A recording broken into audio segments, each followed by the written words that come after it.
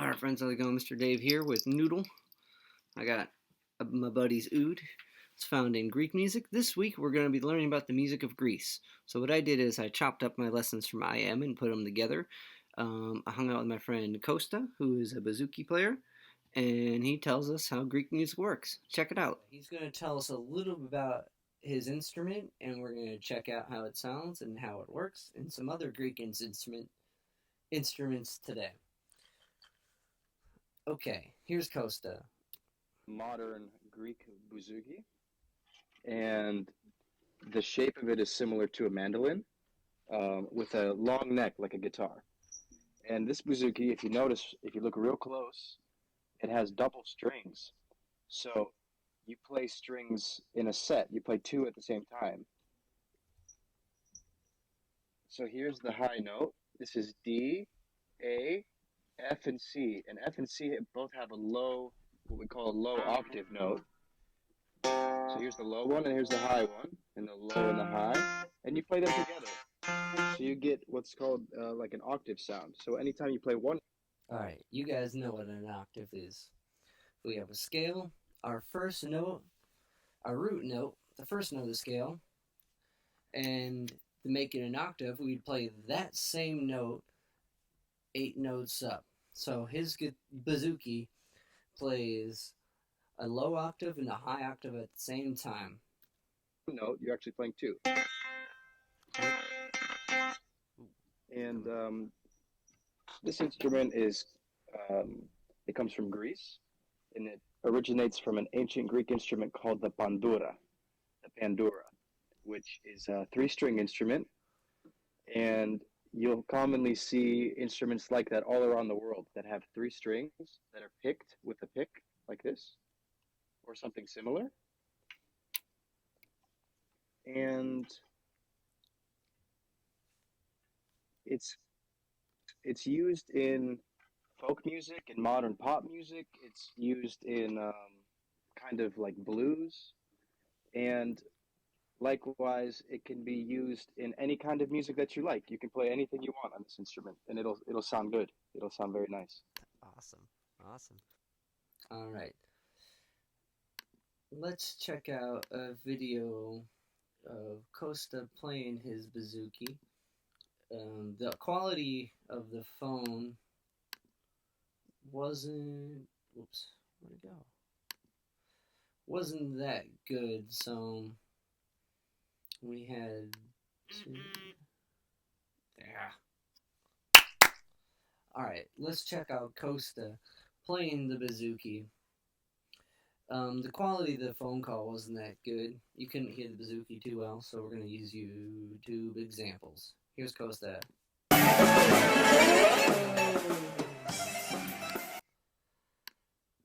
Alright, the quality of the video, the phone call video, wasn't super good, so you can't really hear the bouzouki too well. So we're going to pull up an example of Costa playing the bouzouki.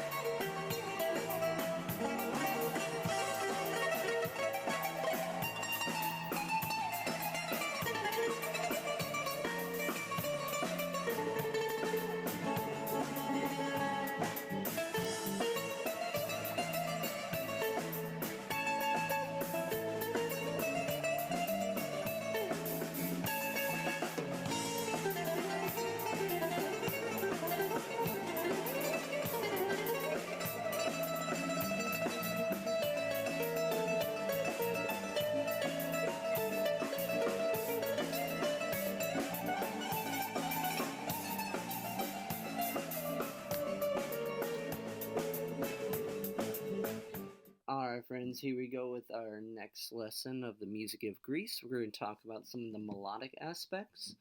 We're going to look into some scales, and we've learned one. We've learned our major scale, and just as a quick review, let's see what that looks like. So here's our major scale. We got 1, 2, 3, 4, 5, 6, 7 notes, and then the eighth note being the same as the first. We learned the steps to making our major scale. So we got, well, listen to it really quick. Here we go.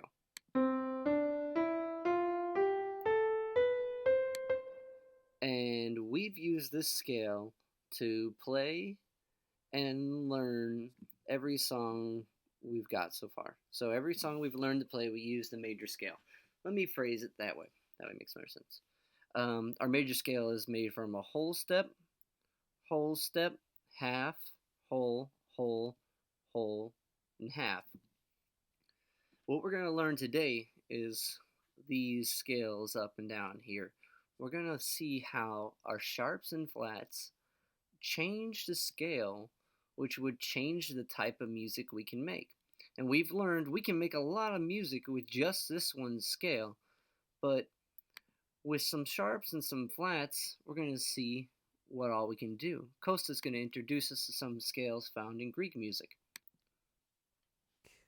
Tendencies found in Greek music. I remember you were teaching me a little bit about the modes, and there's that in Western music, but it's a little different, right? Sure. So all around the world, you find different systems for scales, different yeah, I would say different systems for scales.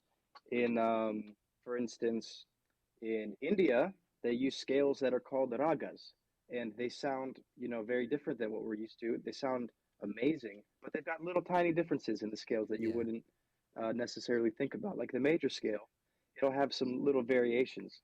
And in Greek music, what we use a lot is what we call dromi, which comes from the word dromo, like spelled Dromo, Okay. which means a road or a pathway. Huh. So we call the scales roads. That's cool. And from one scale, you find a road and a pathway to another one, and then back. And you can go at will, up and down, back and forth, and you can take the music where you want to take it when you know the road. It's kind of like a built-in GPS system for the music. That's awesome.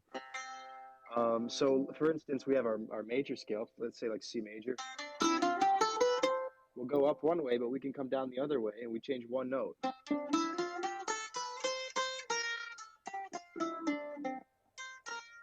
is that like a Mixolydian? Exactly. And we All right, let's check out what he did there. So he went up a major scale, which we just looked at. Our major scale going up one more time.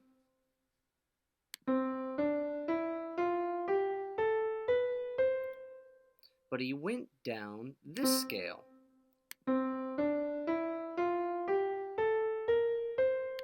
All he did was he changed the second to last note, so the seventh note in the scale, he made it flat. And it had a whole different tonality than the first one. Let's go back, because he's got some other crazy scales for us. we can keep going from there.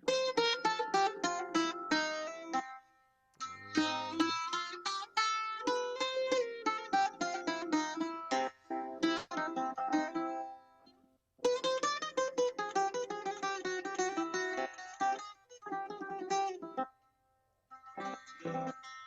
That's one.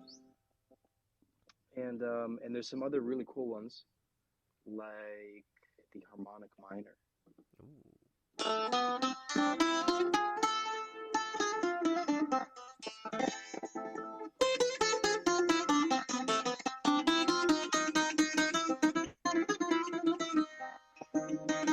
And we can change another one note at a time. We can change things to get a different flavor or color.